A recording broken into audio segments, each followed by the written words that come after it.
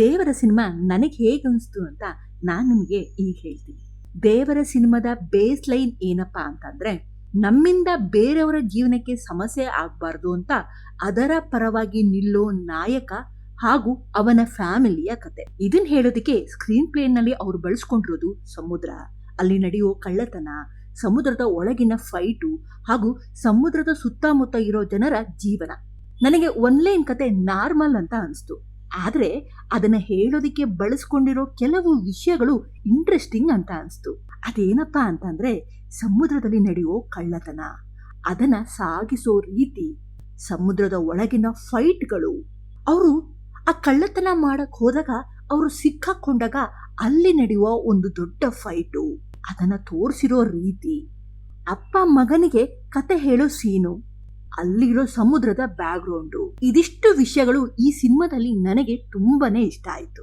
ಈ ಸೀನ್ಗಳನ್ನ ನೋಡುವಾಗ ಹೊಸ ಪ್ರಪಂಚವನ್ನ ನೋಡ್ತಾ ಇದ್ದೀನಿ ಅನ್ನೋ ಫೀಲ್ ಆಯ್ತು. ತುಂಬಾನೇ ಎಂಗೇಜಿಂಗ್ ಅಂತ ಅನಿಸ್ತು, ಎಲ್ಲೂ ಬೋರ್ ಕೂಡ ಆಗ್ಲಿಲ್ಲ. ನನ್ನ ಪ್ರಕಾರ ಈ ಸಿನಿಮಾದಲ್ಲಿ ಅಷ್ಟೊಂದು ಎಂಗೇಜಿಂಗ್ ಇಲ್ಲದೆ ಇರೋ ಸೀನ್ಗಳು ಯಾವ್ದಪ್ಪ ಅಂತಂದ್ರೆ, ಸೆಕೆಂಡ್ ಹಾಫ್ ನಲ್ಲಿ ದೇವರ ಮಗನ ಪ್ರೆಸೆಂಟ್ ಮಾಡಿರೋ ರೀತಿ ಅಷ್ಟೊಂದು ಇಂಪ್ರೆಸ್ ಆಗ್ಲಿಲ್ಲ.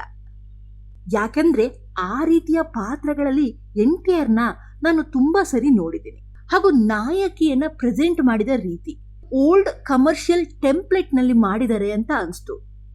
ಯಾವಾಗ ಈ ಹೀರೋಯಿನ್ ಬರ್ತಾರೋ ಆಗೆಲ್ಲ ನನಗೆ ಅಷ್ಟೊಂದು ಎಂಗೇಜಿಂಗ್ ಅಂತ ಅನಿಸ್ಲಿಲ್ಲ.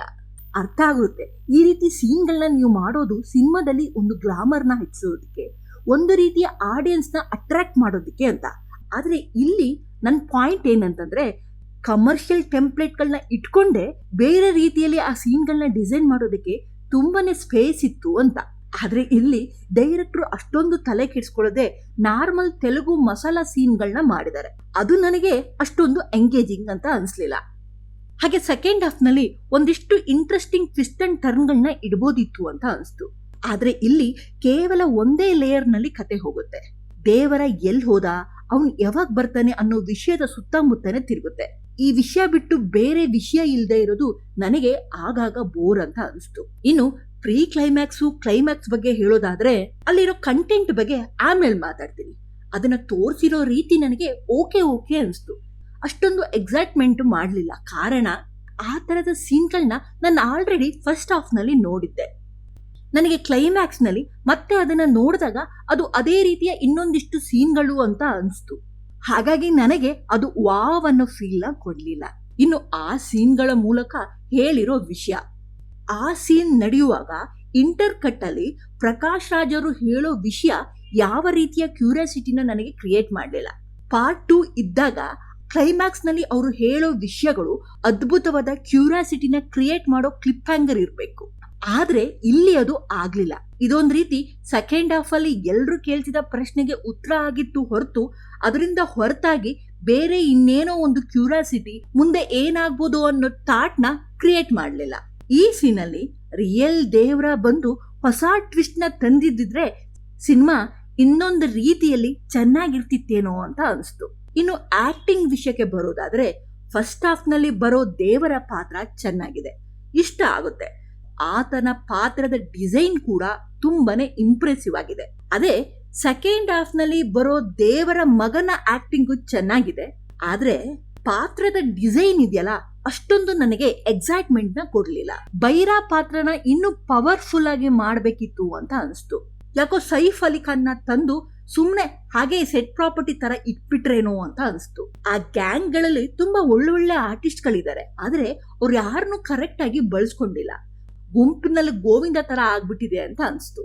ಇನ್ನು ಫೈಟ್ ಸೀನ್, ನನಗೆ ಇದರಲ್ಲಿರೋ ಎಲ್ಲಾ ಫೈಟ್ಗಳು ಇಷ್ಟ ಆಯ್ತು.